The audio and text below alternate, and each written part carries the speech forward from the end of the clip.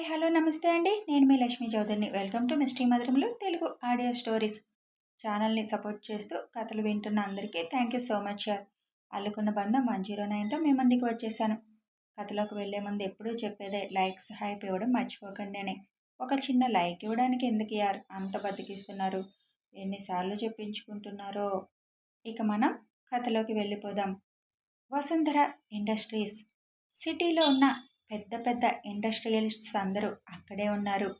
30 సంవత్సరాల క్రితం ఇద్దరు ఉద్యోగులతో ప్రారంభించిన వసుంధర ఇండస్ట్రీస్ నిజాయితీకి మారుపేరుగా ఉండి, నిబద్ధతతో పనిచేసి అంచెలు అంచెలుగా ఎదిగి ఇవాళ దేశంలోనే నెంబర్ 1 సంస్థగా మారింది. ఆ స్థానానికి రావడానికి సాంబశివరావు గారి కష్టం, కృషి, పట్టుదల మొదటి కారణమైతే ఎంప్లాయీస్ సిన్సియారిటీ కూడా ఒక కారణం. ఇక టాప్ 10లో ఉన్న సంస్థ గత 6 ఏళ్లుగా టాప్ 1లోకి వచ్చింది అంటే దానికి కారణం శివునే. ఇన్నాళ్ళు వెనక ఉండే నడిపించాడు. చాలామందికి శివ్ పూర్తిగా తెలీదు. రావు గారి కొడుకు వల్లే ఇంత అభివృద్ధి అని, తప్పు చేస్తే ఎవరిని వదలడు అని మాత్రమే తెలుసు. మొన్న ఊరి వీడియోలో చూడడమే శివుని అక్కడ ఉన్నవారు. ఇదే ఇప్పుడు అందరి నోట్లో చర్చ. రావుగారి పిల్లలు ఎవరు అనేది తెలీదు. శివుకి ఎప్పుడు పెళ్ళయింది అని తెలీదు. రావుగారికి కొడుకు ఉన్నాడు అని తెలిసిన దగ్గర నుంచి వాళ్ళింటి అల్లుణ్ణి చేసుకోవాలని ఆశపడ్డవారు ఎక్కువ మందే ఉన్నారు. వాళ్ళ ఆశ తీరదు అని తెలిసినా ఇంకా ఆశపడేవాళ్ళు చాలామంది ఉన్నారు.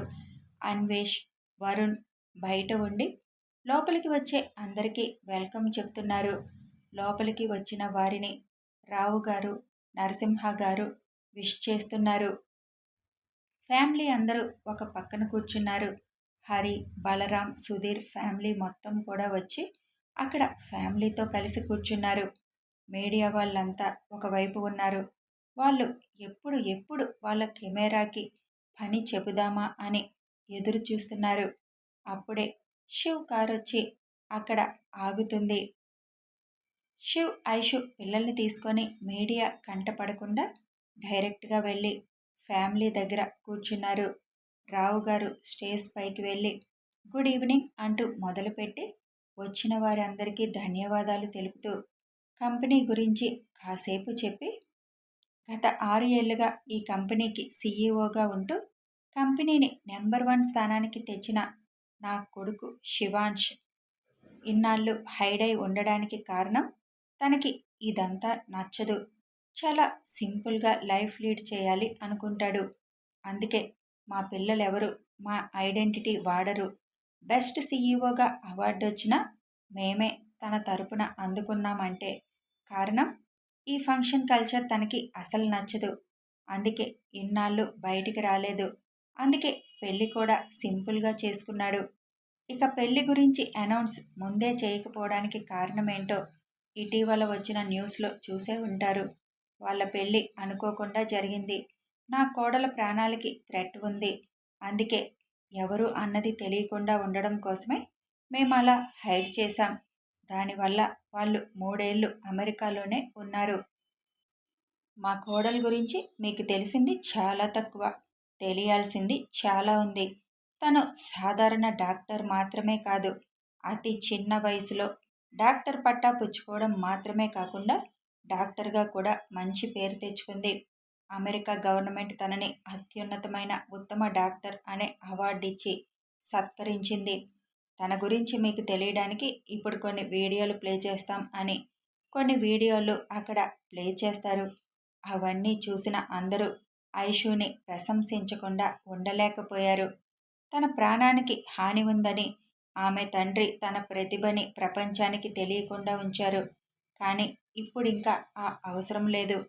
అందం, చదువు, గుణం, సంస్కారం అన్ని సుగుణాలు ఉన్న అమ్మాయి నా కోడలు. చూశారు కదా, కొన్ని వేల ఎకరాల భూమిని సింపుల్గా పంచేసింది. తను మా కోడలని చెప్పుకోవడానికి చాలా గర్వపడుతున్నాను అని చెబుతారు రావు గారు. ఇప్పటి నుంచి ప్రత్యక్షంగా కంపెనీ బాధ్యత తీసుకుంటున్న నా కొడుకు mister Ghattamaneni Shivansh Chowdary, late doctor Devineni Prakash పవిత్రల ఏకైక కుమార్తె అయిన డాక్టర్ ఐశ్వర్య శివాంష్ వారి పిల్లలు ఆయాన్ష్ ఆశికతో మీ ముందుకి రాబోతున్నారు. మీ అందరూ వాళ్ళని దీవించాలి. మా కుటుంబ సభ్యులందరూ కూడా మీ ముందుకి తర్వాత రాబోతున్నారు. మీడియాకి చిన్న విజ్ఞప్తి, దయచేసి మీకు కావలసిన ఫొటోస్ మేమే ఇస్తాం, ఇప్పుడు ఎలాంటి ఫోటోలు తీయకండి అని చెబుతారు. శివ్ కమ్ అని రావుగారు అనగానే ఐషుని పిల్లల్ని తీసుకొని స్టేజ్ పైకి వెళ్తాడు శివ్. ఇద్దరినీ చూసిన కొంతమంది ఆనందంగా మేడ్ ఫర్ ఈచ్ అదర్ అని అంటే, కొంతమంది మాత్రం వాళ్ళ కూతురికి దక్కని అదృష్టం ఐషుకి దక్కిందని లోపల కుళ్ళుకుంటూ పైకి మాత్రం నవ్వుతూ చూస్తున్నారు. శివుని చూసిన అందరూ రావుగారు నిజంగా చాలా అదృష్టవంతుడు, సింహం లాంటి కొడుకు పుట్టాడు అని అనుకోకుండా ఉండలేకపోయారు. మీ అందరికీ ఇంకొక విషయం చెప్పాలి. మా కోడలిప్పుడు వసుంధర హాస్పిటల్స్కి సీఈఓ కూడా అని అనౌన్స్ చేస్తారు రావుగారు. నా కంపెనీ ఈరోజు ఈ స్థాయిలో ఉంది అంటే నాకు నా కుటుంబ సహకారం చాలా ఉంది అని తన కుటుంబాన్ని అంతటిని పరిచయం చేసి, మా అమ్మాయి శ్రీనిక డెలివరీ అయ్యింది 3 రోజుల క్రితం, అందుకే తను ఇక్కడ మిస్ అయ్యింది అని చెబుతారు రావుగారు. కుటుంబ సభ్యులందరూ కిందకి పిల్లల్ని కూడా తీసుకువెళ్ళిన తర్వాత మీడియా కోసం రావుగారు, విజయ గారు, శివ్, ఐశ్వర్యతో కలిసి కొన్ని ఫొటోస్ దిగిన తర్వాత విజయ్ గారు కిందకి వెళ్ళిపోతారు. ఇంకా చివరిగా మీ అందరికీ ఒక విషయం చెప్పాలి అనుకుంటున్నాను. కంపెనీ ఎప్పుడు సక్సెస్లో ఉండాలి అంటే కంపెనీ యాజమాన్యంతో పాటు ఎంప్లాయీస్ కూడా చాలా బాధ్యతగా ఉండాలి. మా కంపెనీలో ఉన్న ఎంప్లాయీస్ అందరూ కూడా క్రమశిక్షణకి, నిజాయితీకి కట్టుబడి ఉంటారు. మా కంపెనీ యానివర్సరీ సందర్భంగా మేమొక నిర్ణయం తీసుకున్నాము. మా ఎంప్లాయీస్ అందరికీ ఇల్లు కట్టి ఇవ్వాలి అని నిర్ణయించుకున్నాము. అది ఇప్పుడు మా కోడలు చేతుల మీదుగా మొదలవ్వబోతుంది అని చెబుతారు రావుగారు. ఐషు రిమోట్ నొక్కగానే ఎంప్లాయీస్కి కట్టే ఇల్లుల మోడల్ ప్లే అవుతుంది. ఎంప్లాయీస్ అందరూ చప్పట్లతో వాళ్ళ సంతోషాన్ని వ్యక్తపరిచారు. మా ఆహ్వానాన్ని మన్నించి వచ్చిన అందరికీ మరొక్కసారి ధన్యవాదాలు తెలుపుతూ మా ఆతిథ్యాన్ని స్వీకరించి వెళ్ళవలసిందిగా కోరుకుంటూ ఇంతటితో ముగిస్తున్నాను అని రావుగారు చెప్పి ఆ కార్యక్రమాన్ని ముగిస్తారు. ఐషు కిందకి రాగానే అబ్బా ఇప్పుడు ఊపిరాడుతుంది అని అంటుంది అక్కడ ఉన్న ఫ్యామిలీ మెంబర్స్తో. ఇంకా ఇప్పటి నుంచి అలవాటు చేసుకో, ఇలాంటి ఫంక్షన్లకి వెళ్ళాల్సి వస్తుంది అని చెబుతారు వాణి. వామ్మో, నా వల్ల కాదత్తయ్య, హాస్పిటల్, ఇల్లు, ఇది చాలు నాకు అని అంటుంది ఐషు. శివ్ రావుగారితో వెళ్ళి అందరినీ ఒక్కొక్కరిగా పలకరిస్తూ ఉంటాడు. అందరూ శివుని ప్రశంసలతో ముంచెత్తుతారు. శివ్ అందరినీ చిరునవ్వుతో పలకరిస్తాడు. శివ్ స్టేజ్ ఎక్కిన దగ్గర నుంచి ఒక 2 కళ్ళు రెప్ప కూడా వేయకుండా తననే చూస్తూ ఉంటాయి. శివ్ అందరినీ పలకరిస్తూ ఉంటే ఆ కళ్ళ ఓనర్ కూడా దగ్గరికి రాబోతారు. ఇంతలో పిల్లలు నానా అంటూ శివ్ దగ్గరికి వస్తారు. వాళ్ళని ఎత్తుకొని శివ్ ఐషు దగ్గరికి వస్తాడు. శివ్ మీద ప్రస్తుతం అలకపోనిన ఐషు శివ్ పిల్లలు వచ్చినా ఏం మాట్లాడకుండా సైలెంట్గా కూర్చుంది. మా ఆం తావాలి అని అడుగుతారు పిల్లలు. తిక్కమ్మ ఏం పెడుతుంది, మీ నాన్న పెడతాడు, తినండి అని అంటుంది ఐషు వెటకారంగా. నాన్న వద్దు, నువ్వు పెత్తు అని అంటారు ఇద్దరు. అక్కడ అందరి ముందు ఎందుకు వాదన అని వెళ్ళి ఫుడ్ తీసుకువస్తుంది ఐషు. మైక్, కిరణ్ వాళ్ళు కూడా అక్కడికి వచ్చి చేరుతారు. ఐషు సైలెంట్గా తినిపిస్తుంటే ఏంటి సిస్ అంత సైలెంట్గా ఉన్నావు, నువ్వు నేను సైలెంట్ అనే వర్డ్కి అస్సలు సూటు కాము అని అంటాడు మైక్.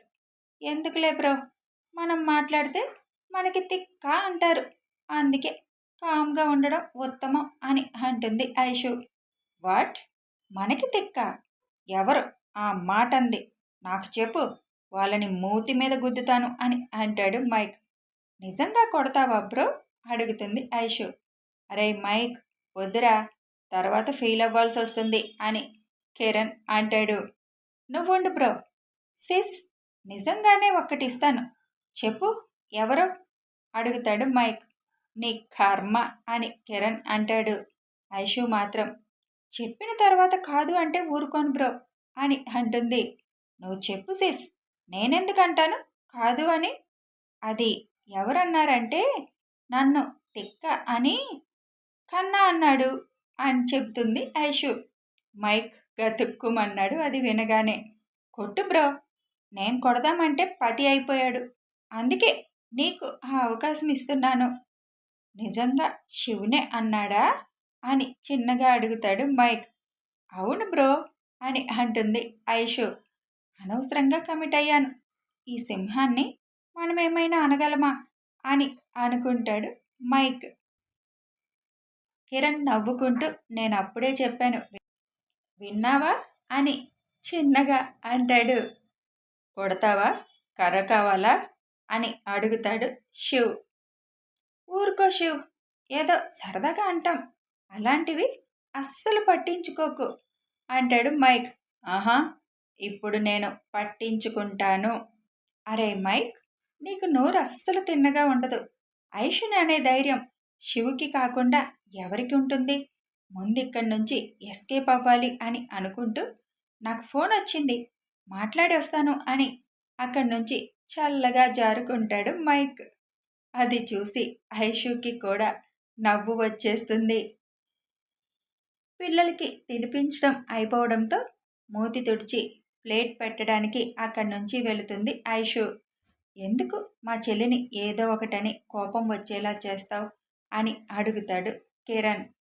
మీ చెల్లి కోపం వెరైటీగా ఉంటుంది కిరణ్, అందుకే కోపం చూద్దాము అని.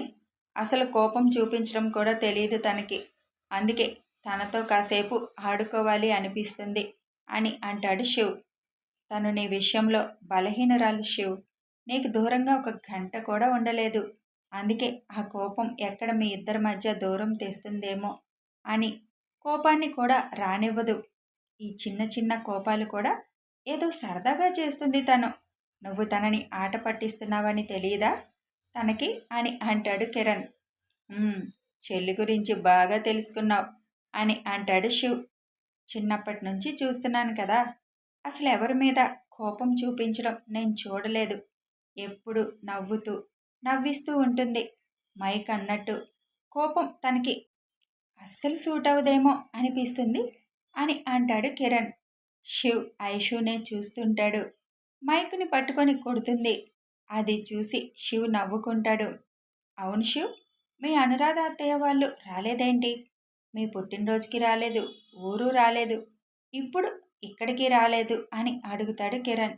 మామయ్య వాళ్ళ నాన్నగారికి హార్ట్ సర్జరీ అయ్యింది, కొంచెం సీరియస్ కండిషన్లో ఉన్నారు. మనం ఊరు వెళ్ళేటప్పుడు జరిగింది, అందుకే రాలేదు. ఇప్పుడు కొంచెం పర్వాలేదంట, హాస్పిటల్లో ఉన్నారు కదా ఆయన, అందుకే రాలేదు. పిల్లలనైనా రమ్మందామంటే అక్కడ హెల్ప్కి ఉండాలి కదా అని ఇంకా నేను కూడా బలవంతం పెట్టలేదు అని అంటాడు శివ్. అన్వి పెళ్ళికి వస్తారు కదా అడుగుతాడు కిరణ్. ఒక 10 రోజుల ముందే రమ్మన్నాను. అసలు నాన్న సర్జరీ ఇక్కడ మన హాస్పిటల్లో చేయిద్దాం, వచ్చేయండి అని అన్నారు. కానీ వద్దు, మా వాళ్ళంతా వచ్చి ఆ ఇంట్లో పడాలి అని అత్త సున్నితంగా తిరస్కరించింది అని అంటాడు శివ్. ఇద్దరు అక్క చెల్లెళ్లకు ఎంత వ్యత్యాసం కదా అని అంటాడు కిరణ్.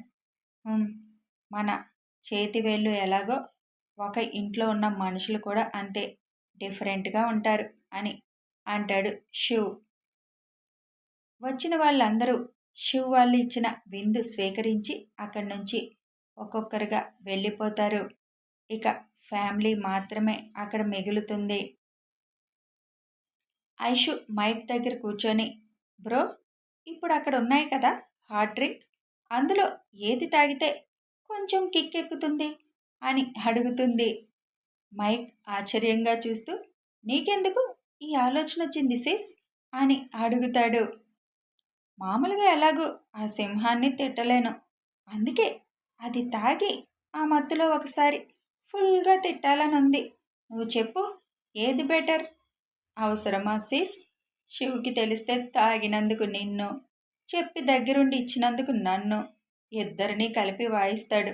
నన్నిందులో ఇన్వాల్వ్ చేయకమ్మా. అయినా మనకెందుకు సిస్ ఈ రివెంజ్లు అన్నీ? మనకి సూట్ కాని పనులు అవన్నీ. ఇప్పుడు తిక్క అని అన్నాడు. అలాంటి పని చేస్తే పిచ్చి అంటాడు అని మైక్ అంటాడు. అంతే అంటావా బ్రో? అంతే సిస్. ఊహు. కన్నా ఈ మధ్య నన్ను ఏదో ఒకటి అంటున్నాడు. అసలు ప్రేమ తగ్గిపోయింది అని అంటుంది ఐషు. ఆ మాట నీ గుండె మీద చేయి వేసుకొని చెప్పు ఐషు అని అడుగుతాడు మైక్. లేదులే, ఏదో సరదాగా అన్నాను కానీ నా కన్నా ప్రేమ సముద్రం లాంటిది. అంతం ఉండదు ఆ ప్రేమకి. అది నా ఒక్కదానికి మాత్రమే సొంతం అన్నప్పుడు ఎంత గర్వంగా ఉంటుందో. అందుకే ఆ సింహాన్ని ఏమీ అనలేకపోతున్నా. హహా, శివ్ కూడా నిన్ను సరదాగా ఆట పట్టిస్తాడు కానీ నిన్నంటాడా? అంతేలే బ్రో, మనం చేసే పనులుగా అంటాడు. ఏం చేస్తాం, పద పోదాం అక్కడికి, ఇక్కడెందుకు అని అంటుంది ఐషు.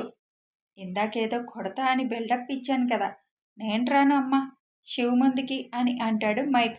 ఏం కాదులే పద అని లాక్కుపోతుంది ఐషు. అయిపోయాయా అన్నా చెల్లెళ్ళు డిస్కర్షన్? ఇంతకీ నన్ను ఎలా కొట్టాలని డిసైడ్ అయ్యారు ఇద్దరు అని అడుగుతాడు శివ్.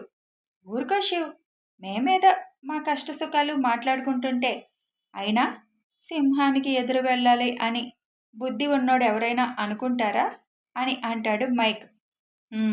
అయితే మీకు బుద్ధి ఉంది అని ఒప్పుకుంటున్నారన్నమాట. అవును శివ్ అని మైక్ అంటే ఐషు తల కొట్టుకుంటుంది. వీళ్ళిలా సరదా సరదా డిస్కషన్లో ఉండగా అక్కడికి వచ్చిన దగ్గర నుంచి శివ్ మీద చూపు ఉన్న పర్సన్ వాళ్ళ దగ్గరికి వచ్చి నిలబడుతుంది. అందరూ తన వైపు ఎవరు అని చూస్తుంటే ఆ పర్సన్ మాత్రం శివ్ వైపు చూస్తూ high handsome, I love you అని రోజ్ ఫ్లవర్ శివ్ ముందు పెడుతుంది. అందరూ షాక్ అయితే ఐషు మొహం మాత్రం కోపంతో ఎరుపెక్కింది. కథ కొనసాగుతుంది. ఎవరి పాప పాపం చాలా ధైర్యం చేసింది, మరేం జరుగుతుందో. కథ నచ్చితే ఒక లైక్ చేయండి, అలాగే ఒక షేర్ చేయండి. నచ్చితే కామెంట్ మీ అభిప్రాయ రూపంలో తెలియచేయండి. సబ్స్క్రైబ్ చేసుకోండి. Thanks for watching.